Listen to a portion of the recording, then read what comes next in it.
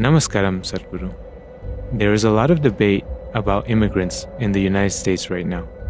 What is the solution for this? America is a land of immigrants, all right? Even today, there's a big influx. If you open up your walls and gates, I think in 3 months' time, you will have 1 billion population, okay? So migration is a huge issue. If 1.6 billion people start migrating in the next 8 to 10 years, that's supposed to happen, it's already happening, just imagine which city will be livable in the world.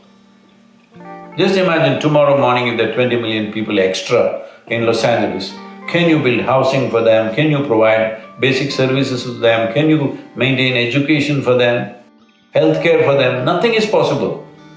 Even in a country of this level of affluence, it will not be possible to build that. When people migrate, so you must understand this. Right now, between Africa and United States, at Spain, Italy, all these places, every year thousands of people are drowning in the waters, they are not reported. Media will not report that. Nobody wants to report that because they're unwanted people. But some deaths will be reported. Deaths are reported. Is anybody capable of reporting the human suffering of leaving their homeland, dragging their women and children and going somewhere? That suffering, can anybody report ever, I'm asking? Is death the only thing that matters? Human suffering matters, isn't it? Human suffering cannot be reported by news media.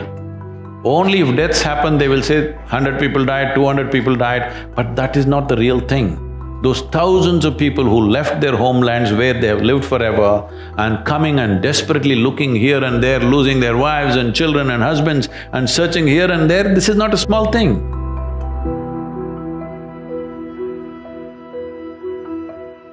Migration, unplanned migration is a very cruel process. And it's not in one country, it's happening all across. So people just landing up in strange spaces without knowing what it is, especially for women and children, it is a horror story. 1 or 2 generations go through real horror story.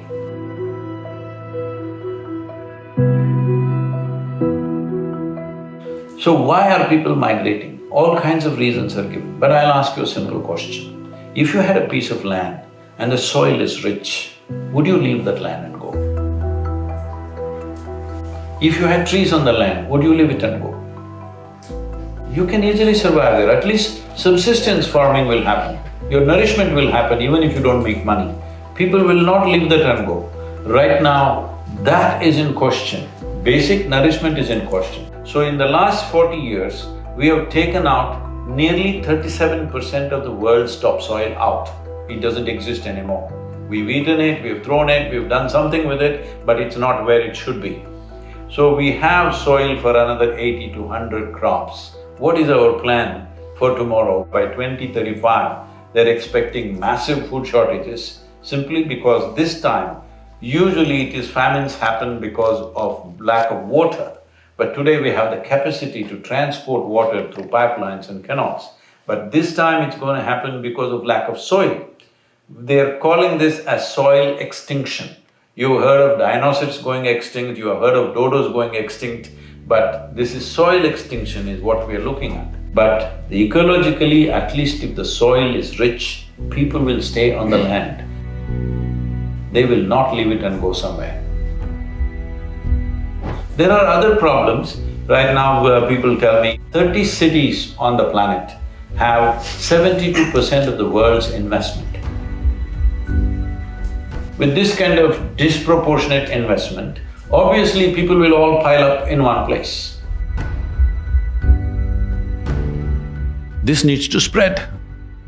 If investment has to spread, who will risk spreading their investment to a place which is harder to do business? You have to create a fund which will allow a little more easy money. If you want easy money, you must invest it in impoverished societies. So we are looking at this in a big way, trying to work with the United Nations and the large businesses and to set up a trust where businesses will be given soft loans for long gestation period, 12, 15 years, so that you have time to go there, train the people, create talent and create a business and create livelihood there so that people don't have to go away. What kind of business? Well, businesses can decide what kind depending on the terrain, people, the nature of everything else that is their ecosystem. But if we don't do this now, that if we don't spread the world's investment into various areas, you will see when one segment of population is living with so much comfort and well-being, another segment has nothing, you cannot control it. All these years you controlled it because there was no transportation, you understand?